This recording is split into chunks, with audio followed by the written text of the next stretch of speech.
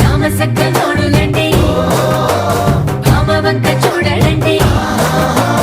రాయభారం ఎందుకండి రాసి ఉంచినాడు రండి గుండెలోన చోటు సీతకే చూపులే మాటలై